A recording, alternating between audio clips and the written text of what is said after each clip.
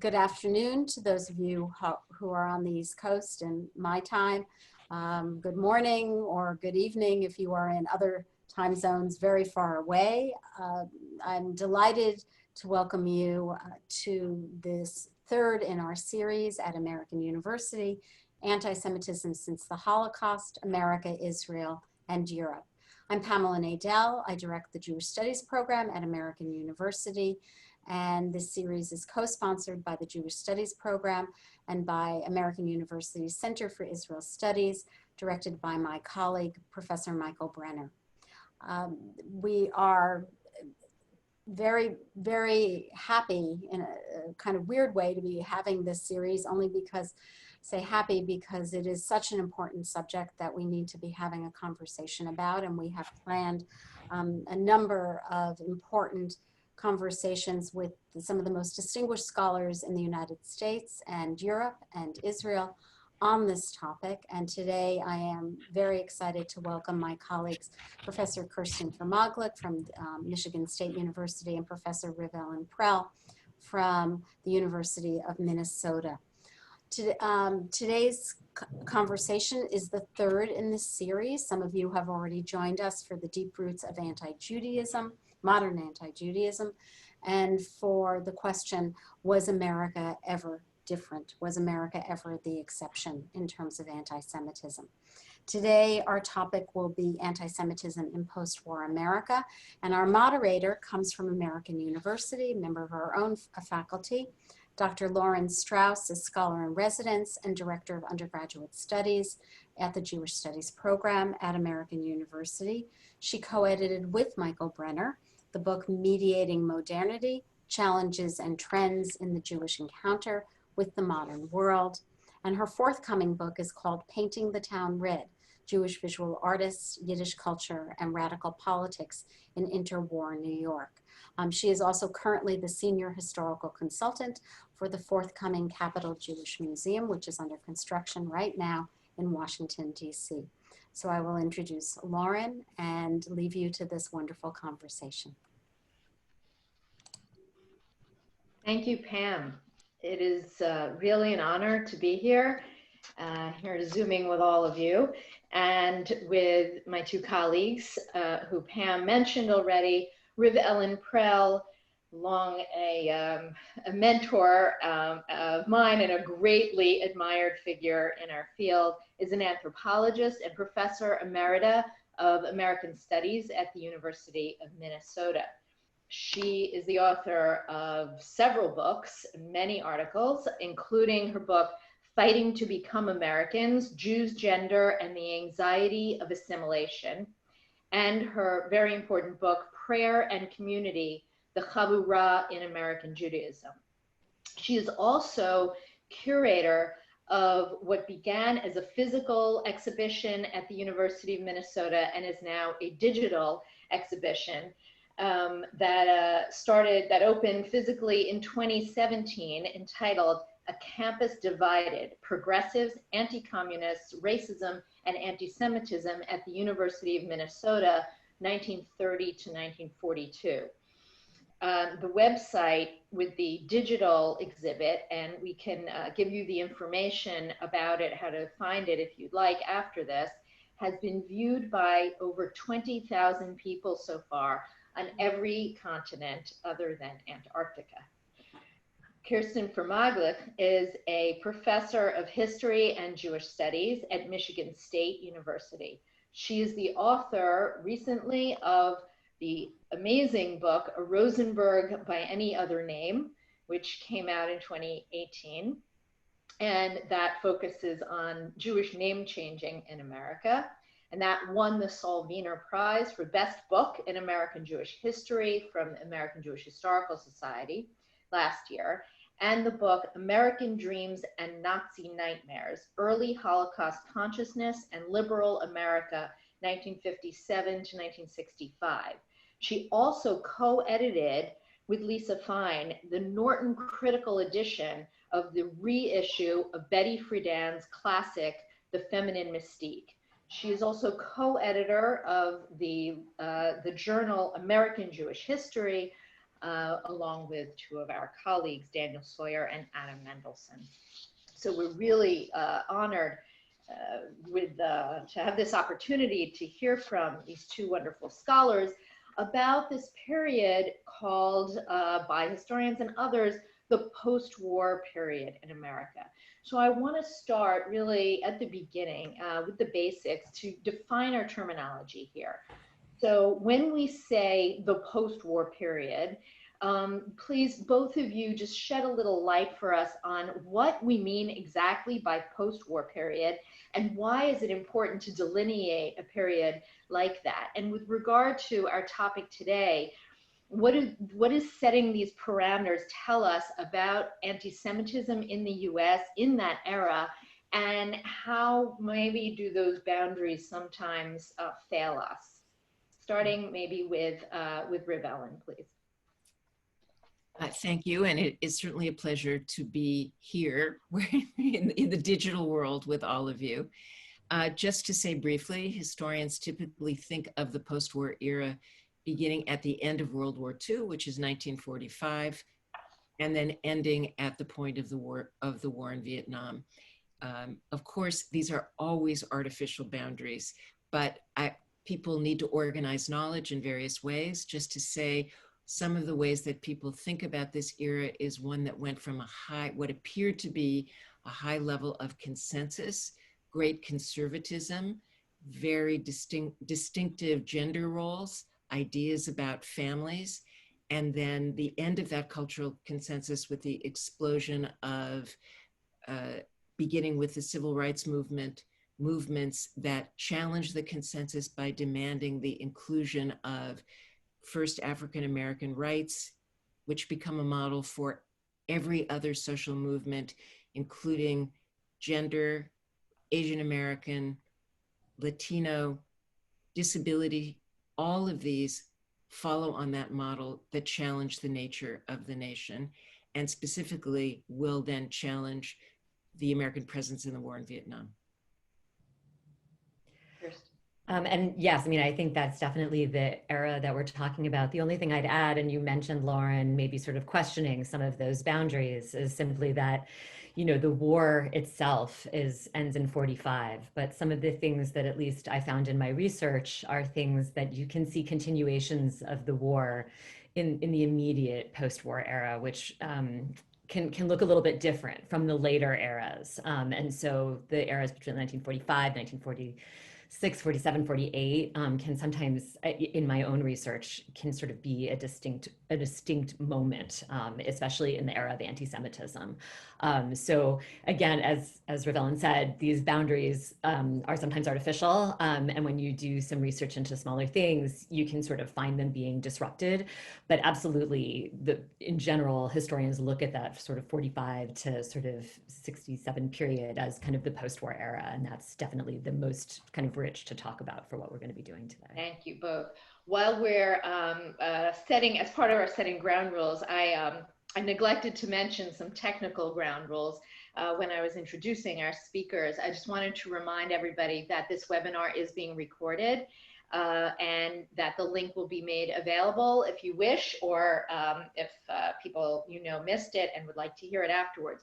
Also, we aim to make our programs accessible to all. So if you feel the need for any captions or live subtitles, please go to the bottom of your screen and you can click the button that says CC if you want the closed captions.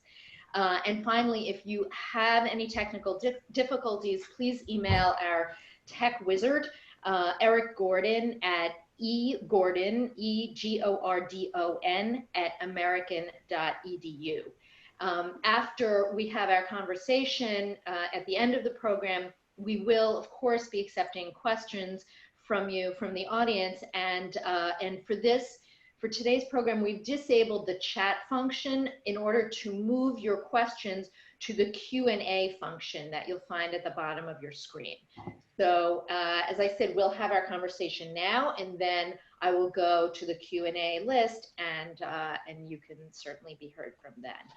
So since the post-war period, as we were discussing the other day on our pre-phone call, American Jews had already experienced, or attempted at least, a series of changes in their status in this country.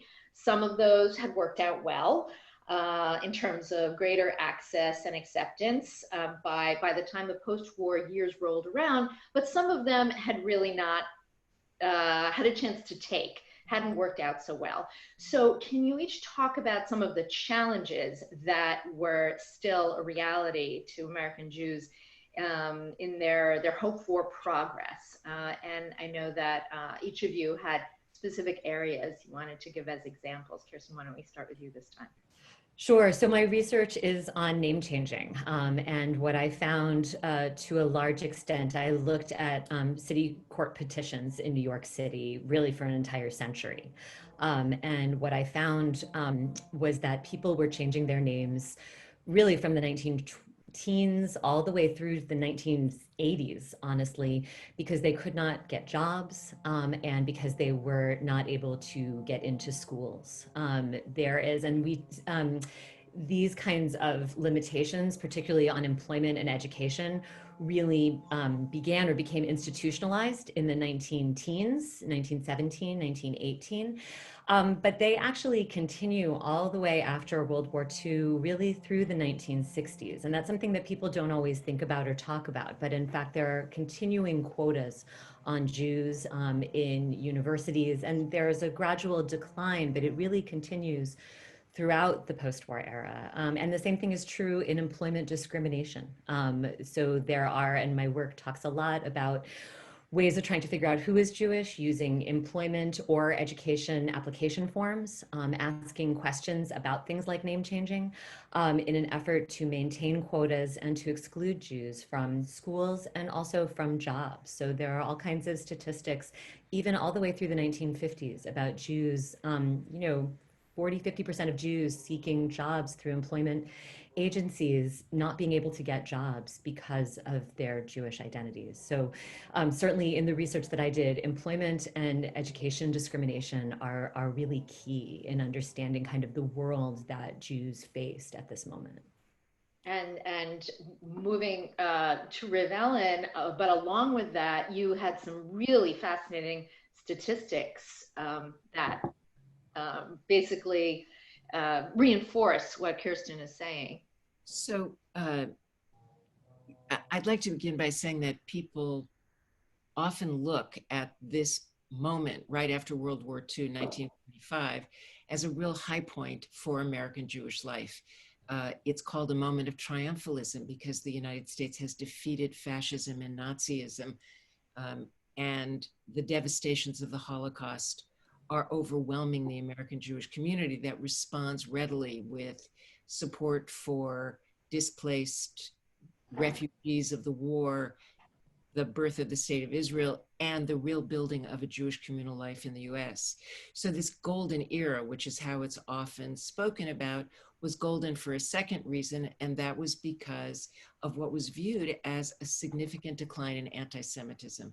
The high water of anti-Semitism in the United States is actually during World War II, but it is also very high during the 1930s. It's also, by the way, a high water of racism, especially racism against African Americans. When countries are under siege, as they might experience it, the good citizens of a nation also often look to see who they can blame, and it's always their minorities. And that was the case in the United States during the war. So polling really kicks off in this country in the 1920s, and Jews are very interested in polling because it's the way to see how safe or how endangered Jews are. So for example, a polling question in the 1930s was, do Jews have too much power? And in 1938, 36% of Americans readily agree, but by 1945, just as the war is ending, 58% of Americans agree that Jews have too much power in this country. When factory workers were asked by Fortune magazine, which was a very famous business-oriented, glossy magazine, who would you not want as a neighbor? These factory workers said 72% said African Americans, 42% said Jews, 15% said Chinese, 28% said Chinese, but only 2% wouldn't want a Protestant as a neighbor. Anti-Semitism was flourishing, not just in attitudes, but in Protestant and Catholic churches, in Congress, everywhere. And most amazingly, in 1942, when asked what nationality, race, or religion was most dangerous to America, 15% said it was Jews. But by 1944, when this country was at war, they claimed that 24% claimed that Jews were, but only 6% claimed that Germans were, who we were at war with. So Jews really become identified as a very problematic figure in survey research. After the war, these things shift dramatically. 2/3 of Americans say they want Jews as neighbors. 2/3 of Americans say that they are comfortable with Jews. Of course, that still leaves 1/3, but what's interesting about that is that while their attitudes, as we know, are quite positive about Jews. By the way, ask anyone how many times a day they floss, and they will give you the answer that they think is the right answer, more than an actual measure of behavior. But in fact, in the suburbs to which Jews are moving, Jews are experiencing a lot of discomfort in that they feel that their now Protestant neighbors do not want to socialize with them, will not invite them into their homes, and are somewhat uncomfortable with them. I won't tell you how many times I floss a day, but we won't ask. That, I do, I swear. You bring up so many facets of the sort of the rationale behind people's answers, and the good read and the bad read, the positive and the negative spin on these poll numbers. And you yourself put forth a glass half full, half empty contrast, where you might say, oh wow, 2/3 of Americans want a Jew as a neighbor. That means fully 1/3 do not want a Jew as a neighbor. So one thing that I'm wondering is about the spin, is about the PR angle. Where are people getting their images of Jews from? And why then is that shifting after the war, according to the poll numbers that you're seeing? Is there some kind of advertising, some kind of coded language that is used? I was going to ask you a little bit later, but I'll jump there right now, about popular culture. So, is the perpetuation of more and more ideas in movies and novels, popular TV shows, comedians, but also advertising, all kinds of language, what kind of effect is that having on Americans' views of Jews and other minorities? And also, to what extent is that perhaps coming from Jews themselves, as they are obviously, as is well known, very involved in a lot of the production of popular culture at that time. Kirsten, you want to? So I think it's interesting. I mean, so some of we talked a little bit, we didn't go into depth about looking at some of the movies, right? Some of the sort of pop culture. I mean, Gentleman's Agreement is a 1946, 47, it's a novel first written by a Jewish woman that then becomes a very popular Academy Award winning film. And that is not the only one. There's one or two others that make Jews and anti-Semitism into a major problem, right? Or not a problem, but anti-Semitism is kind of the big issue of the time right after the war. And I think that is, it's a fascinating, if you haven't seen the movie, it's a fascinating movie to watch and kind of think about. It comes from both Jewish perspectives, to answer your question, Lauren, about how Jews are portraying themselves. I mean, some of it is from Jewish portrayals and some of it is done by non-Jews. So it's a really, really fascinating document, and look at both sort of a plea to sort of reconsider polite anti-Semitism, the anti-Semitism that you would see among nice, middle-class, white people, wealthy people, you know, so it is a plea to reconsider that. But the Jews in there are, you know, they have virtually no identity as Jews. They are literally, they're erased almost as having any kind of Jewish practice, any kind of Jewish affiliation, other than that they just say they are Jewish. I mean, it is very much of the moment. So it's a really kind of interesting document in sort of this plea to consider Jews like everybody else and to ignore their kind of differences. That, you know, I think that in later years, people are more comfortable kind of advertising.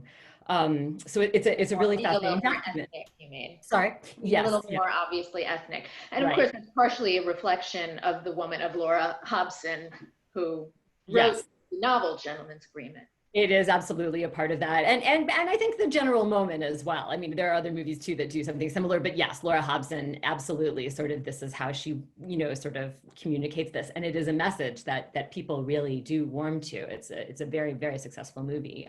And so we're thinking about. The other kind of example of how Jews are representing themselves is, I mean, in my work, I kind of look at Jewish defense agencies and the ways that they are, I mean, taking this moment, I mean, to try to fight against anti-Semitism, also portraying Jews as just like everybody else, you know, nothing to be scared of, nothing different about them at all. But Jewish defense agencies like the American Jewish Congress and the American Jewish Committee are, you know, putting out all kinds of public service announcements and subway cards and things like that are definitely designed to fight anti-Semitism with a message that Jews are just like everybody else. So it's a very kind of, I mean, in our day, it's very, very problematic. At that moment, you know, that was how people imagined that was going to be the best way to do it. And I think it's really crucial in understanding that as one way that people begin to reconfigure their visions of Jews at that time. Thank you. Riv-Ellen? So for my book, Fighting to Become Americans, I did research about some of these images, where they come from, not just in popular culture, but in, believe it or not, reports about PTA meetings in Newton, Massachusetts, a suburb that had been extremely Christian that Jews moved into, where there were accusations that Jewish children had enormous allowances and their parents left them alone when they went on their winter vacations. These ideas were floating around quite actively. The PTA did an investigation only to learn that none of it was true and brought in the human rights organizations in Boston to try to figure out why there were these hostile attitudes.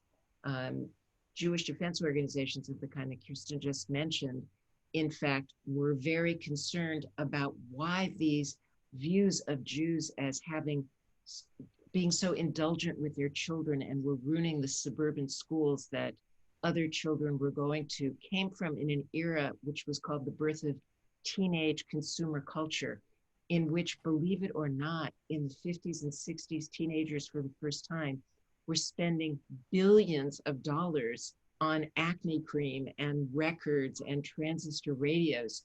But who was seen as the obscene consumers? Jews.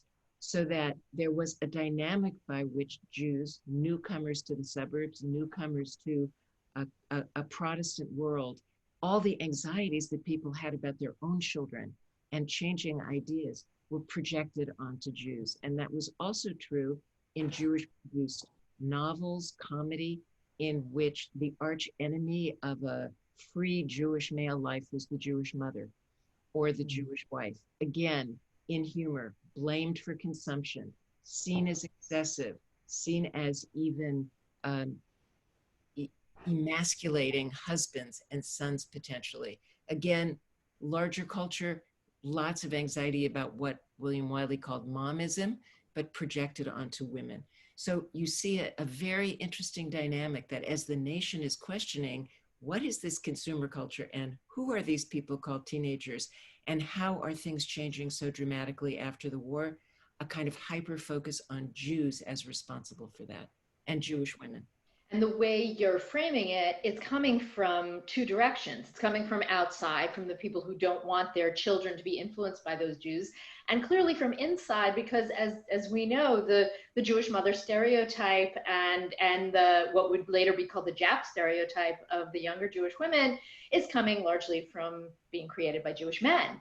So it's coming from within. So you know, we also have to ask ourselves about, you know, to what extent is the community, you know, sort of fighting within itself and trying to save part of itself, trying to, you know, feel more virile or more accepted by throwing another part of the community under the bus, essentially, in this case, in a gender sense. Right, which again underlines that the so-called consensus culture directly after the war was not built on consensus at all. There was tremendous anxieties about how America was changing.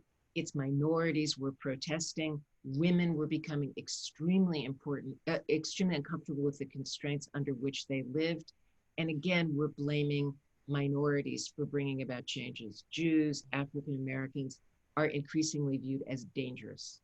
Right. So, And I would, oh, I'm sorry. I just wanted to follow up. I mean, this was really interesting. We didn't actually talk about this so much in the pre-conversation, but we did a little bit.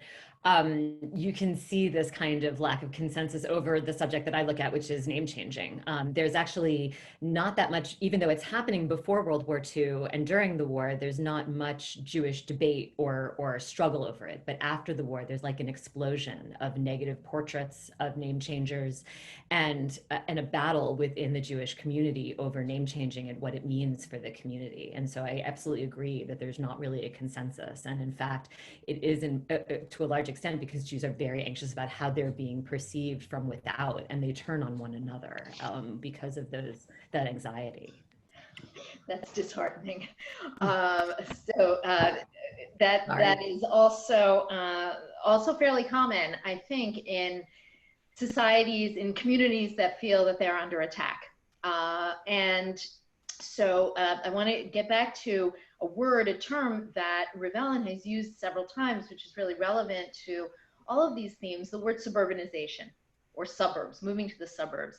At this time after World War II, as we know, there's an incredible transformation in this country in terms of the expansion of communities that were previously urban communities spreading out, and also the profile of American Jews changing, moving from a mostly urban population and mostly immigrant population to being a majority native-born Americans, native English speakers, etc. So I would love to hear a little bit about the relationship, in your view, between the disintegration of some of the urban communities and also the rise of a Jewish middle class.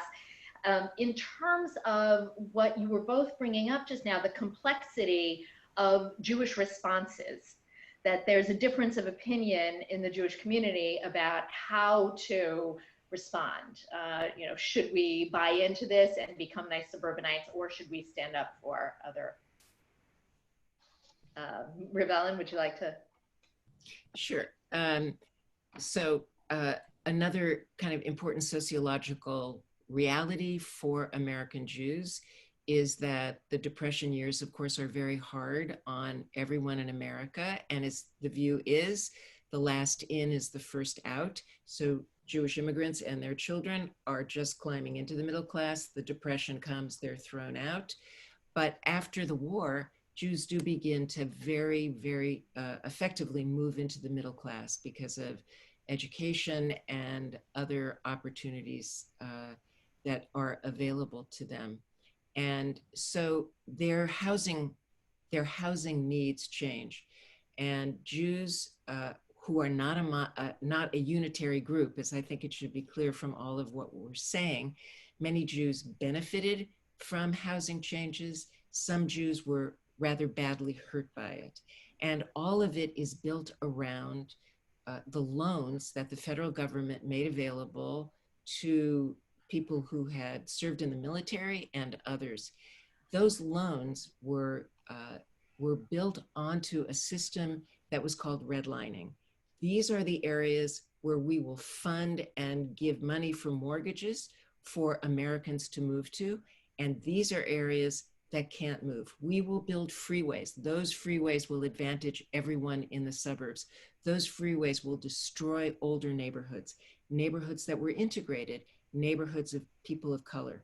Those two choices, who gets mortgages to move, who gets to live in neighborhoods that will be advantaged, are at the heart of the continuing crisis in America that created poverty, that took away housing from various groups.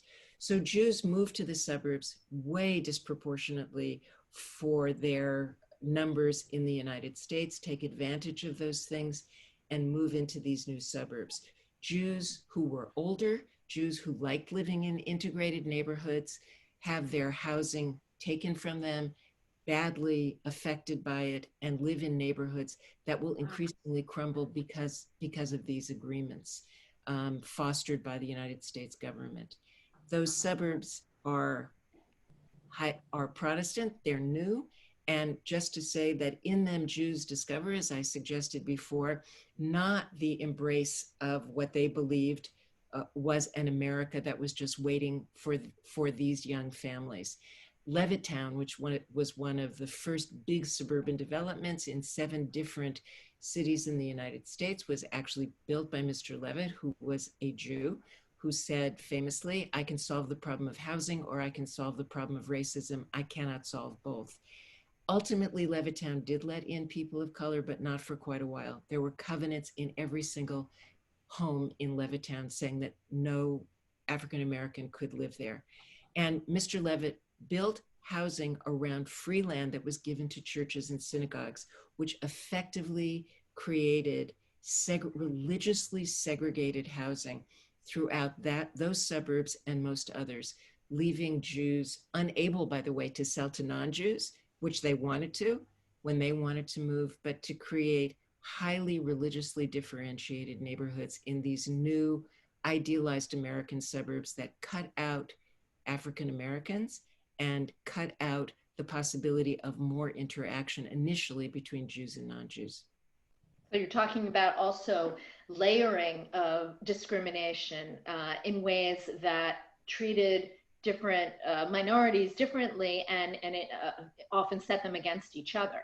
In Levittown being the perfect example. And of course we have the famous example of the Jewish family that enabled the first African-American family to buy a home in Levittown through some kind of subterfuge, serving as a front for the African-American family. And then you have the Jews who were angry at that Jewish family for doing that. And so these tensions are growing, and it's because the community is kind of set against itself in large part by outside policies. Right, and Jewish activists in the civil rights movement, which we'll talk about, did exactly what Lauren said throughout the United States, which was to integrate neighborhoods by buying homes that were then turned over to and purchased by African Americans, bringing the fury of the gods down on them on many, many occasions. But to be clear, we are looking at systems of government that were built primarily to keep people of color not only out of these suburbs, but took away their homes, which they could not, I can tell you in the city of Minneapolis, they could never again afford to buy housing that was destroyed right after the war through eminent domain and the creation of freeways. And Kirsten, did you want to comment on that? You know, it's interesting because my research is all city. It's all set in New York City. And so interestingly, even though I know the significance of suburbanization, what's also really important to note is that there are Jews that do still live in Jewish neighborhoods in the city that are seeking, they are seeking upward mobility, but just not through suburban, not through suburban movement. So they are living in sort of more middle-class Jewish neighborhoods. They are absolutely using name changing as a means of seeking that kind of upward mobility in the same way. they have access to different professions. Gradually, as the 1950s and the 1960s move on, you see more people who are becoming doctors or lawyers or, sort of working in advertising, fields that were sort of more limited. So you see people seeking upward mobility through name changing, but it is kind of striking that they are, and they are living in sort of nice, more middle class or upper middle class Jewish neighborhoods in the city. But I didn't actually look at the suburbs. So I think that you would find some even more similar trends towards concerns about anti-Semitism, concerns about how people are being perceived, and really seeking upward mobility and privilege as well. Right. So it's interesting that Manhattan, the city of New York, was the least suburbanized for Jews. Jews stayed in New York City. They believed in the city, and they didn't believe in houses with picket fences. They invested in real estate and had other avenues to mobility, which often became a source of anti-Semitism. But New York Jews were far more urban than any other, of course, eventually most Jews suburbanized, but New York was the great holdout. Yeah, that's really some ways it still is, right? Except it's too expensive to live there now. After 19, that's a whole other story. So right. Yeah. So we've been focusing a lot on sort of micro issues that affect really the most intimate details of people's lives, their names, where they're living, who their neighbors are, where their children go to school. But I want to turn to a couple of more macro, broad issues, broader politics. And so on the one hand, Kirsten, you made the point when we talked the other day that there is a common assumption, including among many Jews, that the end of the Holocaust brought the end of widespread anti-Semitism.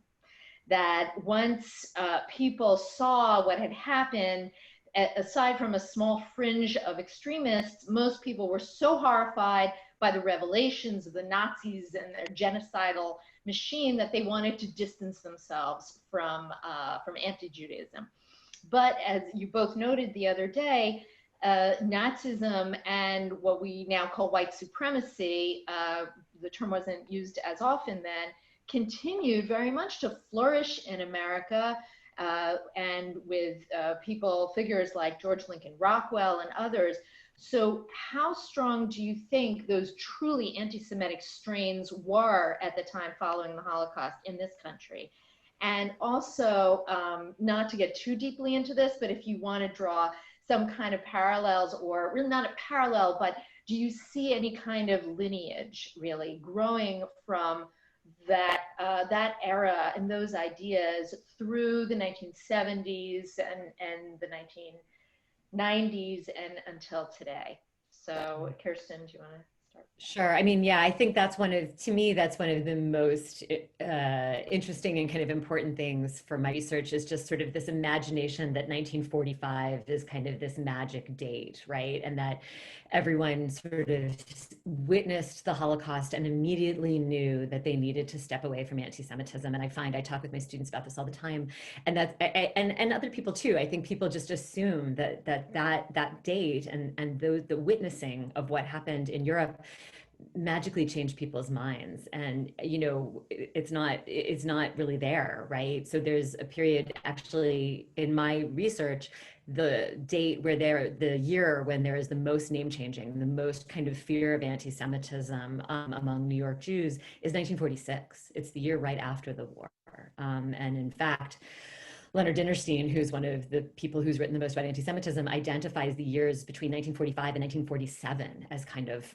sort of this, hallmark of rising anti-Semitism. There are, many more reports of anti-Semitism to the Jewish agencies. And there are, there's much more job discrimination. There's a lot of negative speech about Jews, and you can see it in these name change petitions. It's the highest, 1946 is the highest number in the entire 20th century for name changing.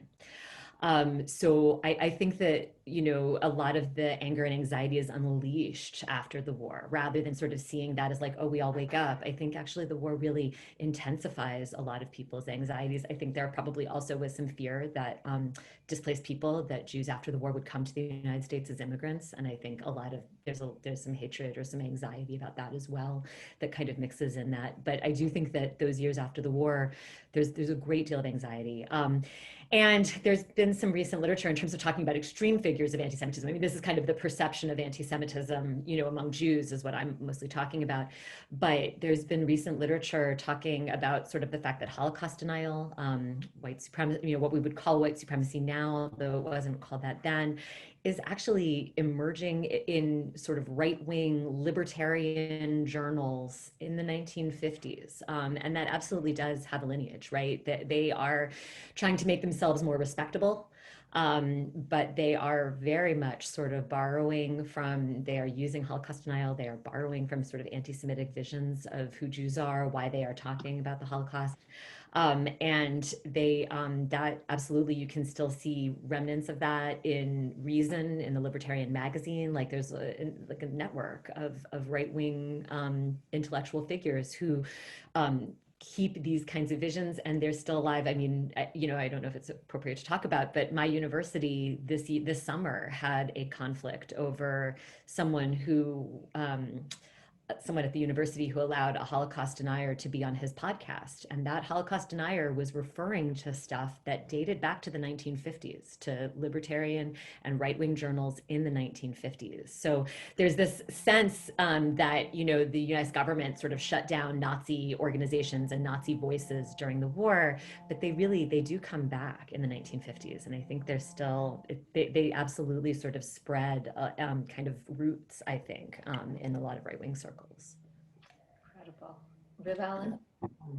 So one of the reasons that there is that shift, and I have to say, Kirsten spoke about that so impressively, is because the United States becomes obsessed with anti-communism. So imagine the war ends in 45, our greatest ally, who really one can still debate because of Battle of Leningrad, really stopped Nazism, becomes our sworn enemy in the struggle for domination after Europe is divided up. So the FBI is rigorously and vigorously pursuing Nazis and pro-Nazis in this country through the war. It all stops. And communism is very dangerous to Jews and splits the Jewish community. Because when the Soviet Union was the American ally, many Jews were communists. People don't know the largest ethnic group who were communists were Finns, who lived in the north of the state I live in Minnesota. But the second most largest group were Jews. And Jews' identification with communism, their commitment to communism becomes illegal. As I'm sure many of the students know, there were devastating trials that put people in prison and ruined their lives for doing what was perfectly legal in the 1930s. And there were tremendous fears by Jews that refugees from World War II could not get into this country because they were Jews and had a history of communism. So communism is terrifying to the government. It is used effectively to create enormous fear. Nothing has ever driven church identification and attendance as much as the fact that the best way to prove you were not a communist was to join a church or a synagogue. And Jews had a deep identification with communism and were constantly under attack in this country. And Julius and Ethel Rosenberg were accused of spying on behalf of the Soviet Union. There was a worldwide effort to keep them from being killed. They were still killed through the electric chair, and the Jewish community was deeply divided. Everyone involved in the Rosenberg trial was a Jew, the judge, the lawyers, everyone. And that split in this country between Jews, those who supported the Rosenbergs, who claimed at that point that they were completely innocent. Other issues certainly have come out about that, but they were not involved in capital crimes is the basic view today. So anti-communism was a big piece of this. I should say the cornerstone of all what I think was always called until recently Christian nationalism in any of its forms, always focused on anti-Semitism, anti-immigration, and racism. Until recently, it used to be anti-Catholic, and that's not part of it anymore. The second KKK in the 1920s was responsible for restrictive immigration laws that stayed in place until 1965. So what you have in this genealogy, or what we could call this lineage, is so at its core racist, anti-immigrant, and anti-Semitism, and it is still the fundamental tenets of every form of what we now call white nationalism or white Christian nationalism that is surrounding us every day. And that lineage, as Kirsten said, is critical to understand, stretching back to the 20s and before, all the way to the present, and not pursued because of the obsession with anti-communism until the Cold War finally ended. Thank you so much. I'm tempted to excerpt some of what you just said and use it in a PSA on television. And you could substitute communism perhaps for other fears today, Islamophobia, et cetera. But I was hoping that one of you would talk about the perceived communist threat and its relationship, its deep, profound relationship to not only anti-Semitism in the post-war period, but the internalization of anti-Semitism by the Jewish community and the fear that comes out, which, as Riv-Ellen, as both of you were talking about, really splits the Jewish community. Kirsten, when you were talking earlier in response to another question about the Jewish legal defense organizations, and their commercials and the materials that they put out to show that Jews are just sort of average Joe Americans. It's also instructive to note that all of these organizations, the AJ Committee and the ADL, also had very clear anti-communist branches and platforms, and it was just as important, or almost just as important to them, to show the world that they were good Americans and also that they were just as anti-communist as the next guy. And so that was part and parcel of these things. And it's interesting, if you look at probably the most famous of their products and these PR campaigns that they had, which is the Frank Sinatra mini film, about 10 minutes long, where he sings, what is it called? The House That I Live In. I live in, yeah. I think and 1946, 47, and it's charming, and he breaks up sort of a street brawl between boys who are beating up on a kid who's a little bit darker than they are, not that dark though. It's very carefully parsed. And of course, he charms them and he sings about how we're really all the same at heart and we're all good Americans. And he talks about religious differences all working together, Catholic, Protestant, and Jew. He doesn't talk about any other religion. He also reassures them that they were all united in, quote, bombing the Japs. And so, there are still issues with this. So you see, this is created by the American Jewish community, the American Jewish Committee. And so they're walking this tightrope at this time. I want to connect that then to something that Riv-Ellen brought up. You mentioned Israel several times, and we can't talk about this post-war period, of course, and the American Jewish community without talking about the fact that, of course, the state of Israel is established in 1948 or 47 with partition, and overall, this is welcome. This is embraced, certainly publicly, by the established American Jewish community, but also in the context of our discussion, how might we see the establishment of the state and American Jewish reactions to Israel in light of their hopes and fears about their acceptance or rejection by non-Jews in America. And Riv-Ellen, you, one of you mentioned, no, I think Kirsten, you mentioned this fact that that there are fears of displaced people, displaced persons, being brought over and sort of flooding America. And I mentioned to both of you the other day this incredible statistic that Derek Penslar brought out in the wonderful lecture he gave at AU last week online, where he talks about the millions and millions of dollars being dedicated by the American Jewish community to resettling, finding homes for displaced persons from Europe in Palestine, pre-state Israel, and in the new state of Israel, and that only 2 or 3% of that budget is dedicated to finding homes for those people here in America.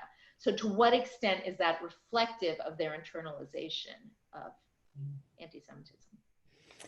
I mean, I would repeat, I mean, I think, you know, again, like a lot of what I do, I didn't find a lot of evidence of sort of fears of this, like written out, we're really scared of this, but certainly, you know, if you look at name changing index at numbers as an index of people's anxieties about anti-Semitism, they just decline in 1948. You know, there's just a real, it's kind of a moment where I think that I don't have any sort of smoking gun to say that that is the case, but I do think that there is something, I think that, and if you look at the pre-war stuff as well, there are some anxieties about refugees. I use in my work, pre-war anti-Semitism absolutely sort of sees Jewish refugees as potentially coming over, overwhelming the country, you know, being sort of dangerous, sort of a virus-inducing kind of a body that will bring infection and disease and, you know, whatever they're going to bring into the United States. And so it does sort of just make you think that as there's these great questions of what will happen to, you know, thousands of people who have no home, that is just, it intensifies anxiety for people. And the fact that there then is a place for them, I think, reduces that anxiety and sort of a sense that they are dangerous because they're not going to come here. It's more circumstantial than it is kind of, you know, complete evidentiary. I don't know if Riv-Ellen has more to say, but I do think it's really suggestive. Yeah. Riv-Ellen? So certainly a great part of what people call the triumphalism, that sense of triumph that Jews experienced after the complete devastations of the Holocaust, and also this tremendous anti-Semitism inside the United States. Obviously, it's a hopeful and optimistic time. Not everybody is a pro-Zionist. One of the anxieties, which turns out to be the most popular word on this, on our discussion of post-war American Jewish life, there's a lot of fear about accusations of dual loyalty. And again, how do American Jews respond to that? How are they feeling about that? They are certainly not moving to Israel in enormous numbers as the state is established. So it's a kind of giving bonds, helping to build. By the 60s, there's a great romance about Israel, the 50s and 60s, about its success. But the initial response, just as an aside for Jews right after the war, is they have no idea what's going to happen in Israel. They have never been taken seriously as a center of Jewish learning or knowledge or rabbis. And American Jews suddenly face the devastating reality, we're it, and we don't feel prepared. And that is the language, particularly of conservative Judaism at the time, but to some extent Reform Judaism at the time. So Israel is there, it's hopeful. How America will build a relationship to it differs very much by denomination, by whether you identify with the Jewish community. There is certainly a sense of the importance of what Israel represents, hopefulness, but directly after the war, no one knows for sure. But the great Jewish historian Arthur Goren points out that after refugees are settled and some financial support is there, American Jews turn inward and they build their suburban synagogues and they build their many defense organizations. They're pretty much focused inward. And there are those anxieties about the accusations of dual loyalty with the building of the Jewish state. You know, we can say a lot of critical things at this moment about choices Jews made and other things. It's also important to understand that Jewish fear of anti-Semitism, for all the reasons that we've talked about today, is enormous. And their investment in America in a variety of different ways is an anxious hope, especially for better lives for their children, who, of course, are my generation, are baby boomers, and reject an enormous amount of what their parents might have imagined for them. But the Depression generation, Jewish and non-Jewish, really lived through excruciating times with consequences. And for Jews, for African Americans, for other minority groups, there's a lot of hopefulness in increased opportunity and ongoing fear that is not easily assuaged. Can I add to, oh, I just want to add to what you said, Riv-Ellen, and just thinking about this sort of turning inward, not outward to Israel. I think it's also turning inward, it's civil rights. I mean, they also give money to civil rights, right? And it is about this hopefulness, right? I think it's not just turning inward into the Jewish community. I think it's also turning inward to America. And so part of their investment is civil rights, both in a way that they think will help Jews, will sort of address Jewish, anti-Jewish discrimination, but that will also sort of address anti-Black discrimination, anti-Latino, anti-Asian. So I think to build on that, I think it is a turning inward, but it's very American, and it is connected to the hopes that you're saying, very much so. Right. And if I could actually build on something that Lauren said that's very interesting, which is this is a period of time in the 50s and 60s in which the Anti-Defamation League and other Jewish organizations want to talk about prejudice, just the way you described the Frank Sinatra song. It's about attitude, it's about opinions, it's about how we can make everyone get along. Jews definitely support the legal strategies of the NAACP, of Martin Luther King's efforts, but they never go to court for themselves. That does not happen very much. That is not so much a strategy after the war. It's a debated strategy about whether Jews believe anti-Semitism should take place legally. But the other point that I want to make is that this idea that becomes so potent by the end of the 60s, this idea of structural racism, of not prejudice, but of the need to change laws, to change, to address poverty, which King cared about so much at the end of his era. There were many Jews who supported that, but what a dramatic shift that is from we should all get along, we are like the colors in the crayon box, we just have to change attitudes. And man, that just blows apart by the... Although there is the American Jewish Congress, which is working with the NAACP on legal strategies. No, they are all working, but those strategies are very much, they're very much focused on racism. And right after the war, Jews are not eager to bring their cases to court about anti-Semitism.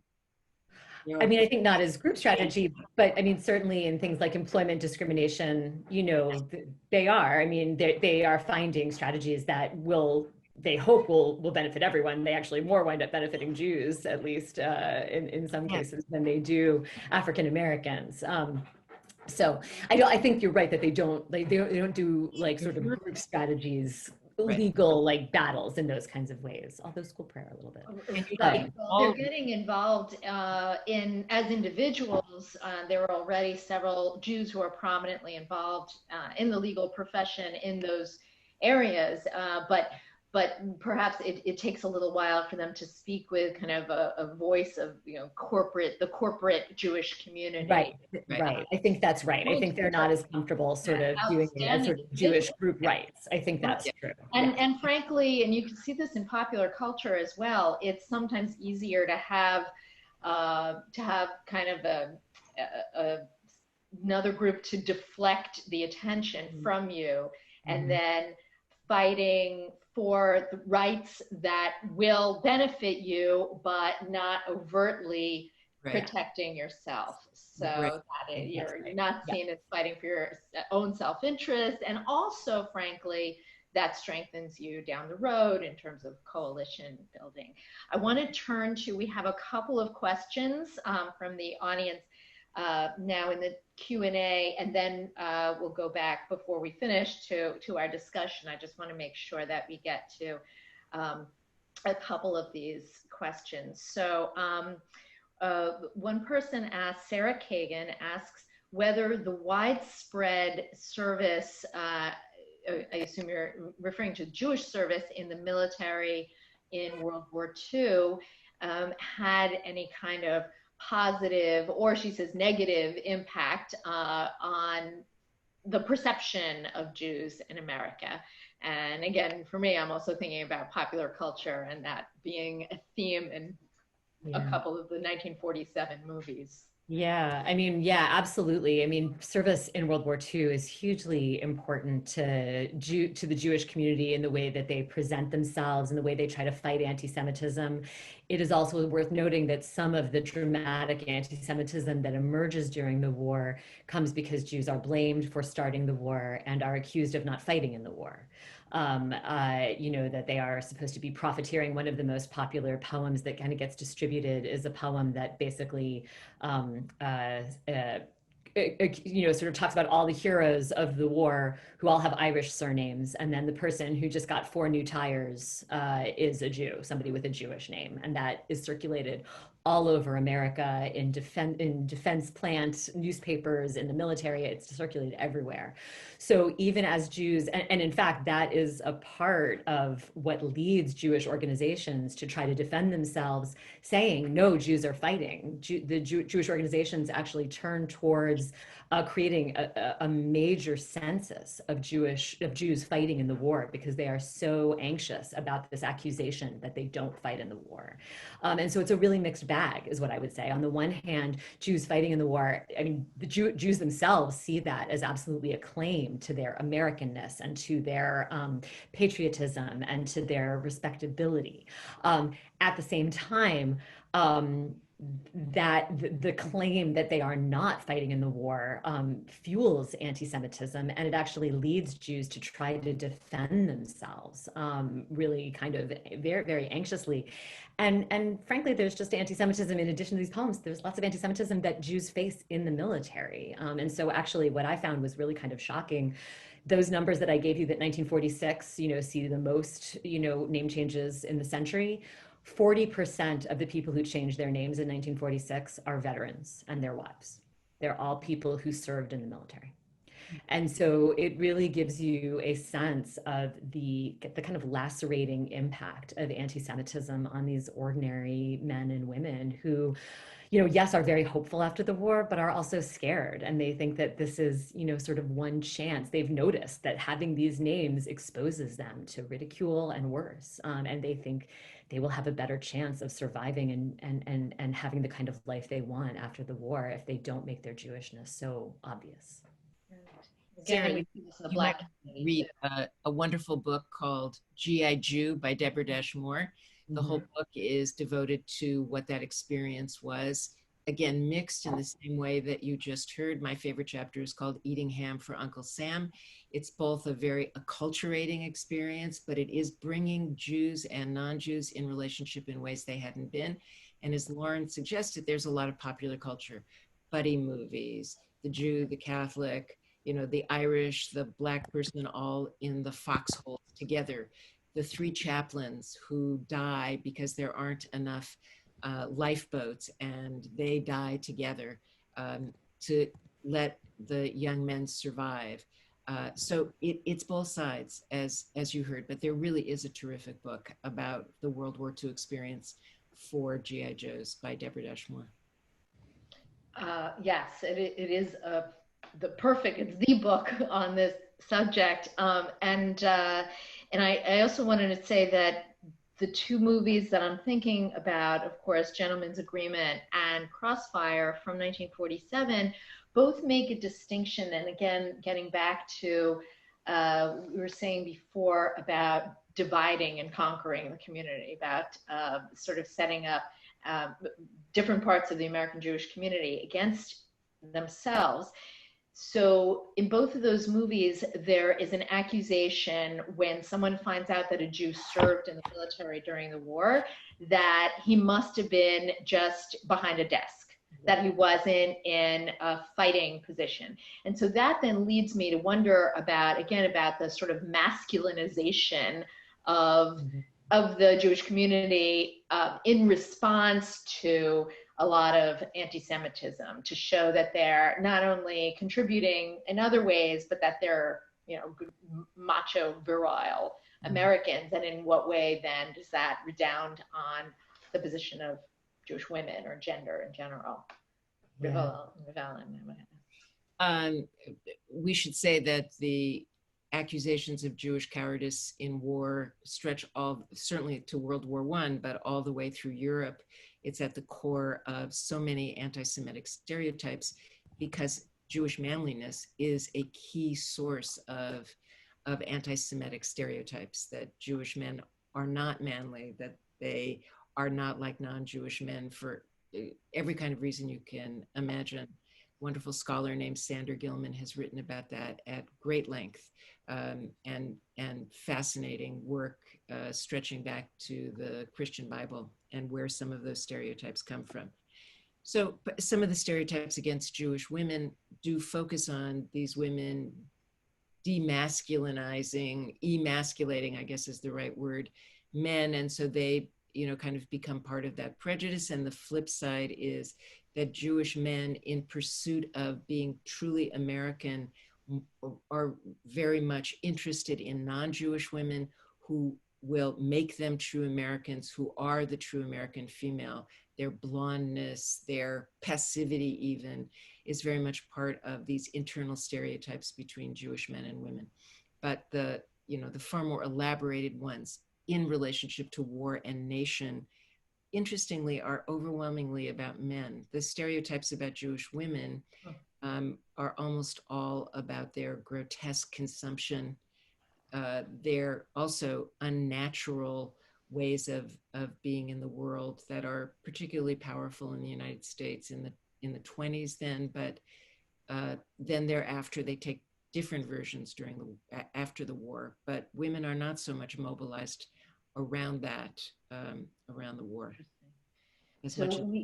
We have two questions from two of our students that touch on a similar area, so I'm going to put them together. One is from our grad student, Andrew Sperling, and also from our student, Ray Korn, who both are wondering about American Jewish responses to anti-communism. And Andrew's mentioning the Rosenberg trial and execution, and Ray's relating it to events in her own family, and asking about to what extent the American Jewish community is internalizing those fears. Riv-Ellen, you talked about this eloquently before, but I guess more specifically around those events in the early 50s. Would you say that this intensified really the division between Jews who were not necessarily pro and anti-communist, but more concerned about it versus less concerned about the perceptions? Well, there's no question that the United States was in the grip of an hysterical anti-communism. And again, because Jews were so deeply identified with communism, both in the Soviet Union and in the United States, and the very small percentage in terms of American Jewry, but a rather high percentage in terms of the Communist Party, Jews were deeply identified with that in the American Jewish community, by which I mean organized Jewish life, which by no means was all Jews today or then. There were purges from the B'nai B'rith Hillel, from every Jewish organization. People who were seen as communists, who had belonged to communist organizations, were actually fired, as they were throughout American life. the teachers union in New York was a overwhelmingly Jewish organization. And there were purges there. They lost their jobs. They lost benefits, which they didn't recoup until, well into the late in the 20th century. There was an open purge on communists, so many of whom, especially in the Northeast, but also in Los Angeles and Chicago and elsewhere. On the other hand, those communists were the backbone of progressive politics in the United States. They were anti-nuclear, they were anti-war, they supported overwhelmingly, they were part of the support for the Rosenbergs. They were the left wing. And Tony Michaels, who you were, I'm sure, lucky enough to hear from last time, his first book on Yiddish socialism, he writes brilliantly in his introduction, everybody thinks that all Jews acculturated. They moved into suburbs and they left behind their immigrant left-wing roots. And he said, nothing could be more incorrect. He said, you can trace anti-war activism at the University of California in Berkeley, at Columbia, at NYU, to families who were part of the Communist Party, who continue to instill in their children a passionate commitment for justice and progressivism. Was Stalin one of the greatest enemies of freedom in the Jewish people? Unquestionably. These things that so many people believed in deeply that turned out to have anti-Semitism very much at their core are tragic, I would say, in our history. But the American Jews who were deeply identified with communists continue to raise children and grandchildren and great-grandchildren who believe deeply in progressivism. So the purges of communists in this country is a shameful, tragic, horrific part of our history. And many, many Jews got swept up in it. Right. And that's actually a perfect segue we have about 3.5 minutes left. So I want to sort of end on hopefully a positive note by asking you, it's hard given the subject, by asking you about what you perceive as some successful strategies that the American Jewish community employed to combat some of the anti-Semitism that we've been talking about, and that perhaps had or still has maybe a longer life. So I'll start with Kirsten, and we each have about 1.5 minutes to do that. So, so there's two things that I looked at the closest. There's name changing as a strategy, which is it can sometimes not be seen as a very satisfying strategy. People change their names in order to get jobs and get into schools, and indeed, that probably was successful. At least in looking at some anecdotal evidence, people got those jobs. There was a high price to be paid in emotion, in family disruption, there were a lot of things that were quite painful about it. But I think, at least anecdotally, mostly successful. It wouldn't necessarily be, that was not like a group organized strategy in the way that Riv-Ellen just suggested. I would also say that legislation. I would also say that, the American Jewish Congress fought for legislation that did do things like eliminate questions about names, parents, ancestry on application forms. That still takes shape today. If we were to look at some of the questions they asked at that moment, sometimes they're still being asked in college applications, but a lot of times we would look at that and say, that's clearly a discriminatory question. And so I think that the push for legislation was successful. I don't know if that was a minute, but I'll stop. That's fine. And Riv-Ellen, you have the last word, but just so you can really have the last word, I will, in advance of you speaking, I will thank both of you so much. And I will say that Riv-Ellen, a little earlier, you articulated what should be, I think, the perfect title really for this era, maybe for a forthcoming book that encapsulates everything. You said the words anxious hope. And I really, that resonated with me, because I think that is, that sort of sums up a lot. So Riv-Ellen, you'll take us out. Thank What you. I would say until 2016 about the response to anti-Semitism, the two most important things that happened were the civil rights movement and the legislation it changed, and that Jews joined the middle and to some extent the upper middle class. That is to say, acculturation and assimilation is closely tied for people we think of as white to joining the middle class. Jews no longer were alien or different. And I would have said that till 2016. Every survey, every attitudinal study, everything we knew said anti-Semitism had essentially disappeared. And where it appeared, Americans despised it. 2016, I would no longer say that. And what I would say is what we talked about before. No surprise, but what emerged is absolutely at the ground water level of this nation, the hatred of immigrants, the hatred of people who are different. And what happened in the election of Donald Trump was a untwisting the tongue of those who held those views, along with economic changes and other things. So I know I am supposed to be optimistic. I am not optimistic in the least because of what has happened in the last 4 years, but I can happily tell you as a social scientist and in other ways, up until 2016, this was a nation that stood against anti-Semitism. Younger Jews have increasingly identified deeply with Black Lives Matter and other movements to bring about fundamental change for everyone. And then in Charlottesville, Virginia, with little tiki lamps, people walked through screaming, Jews will not replace us, the fundamental ideology of German Nazism, and frankly, everything changed. So forgive me for not being optimistic. Fun, right. So here's our note of, if not hope, at least a tool, okay? And that is both of you and all of us. And that is the study of history and understanding the lessons and applying them. We do have to end. And also go vote. And vote. Go vote. So thank you both so much. Thank you to the audience who joined us.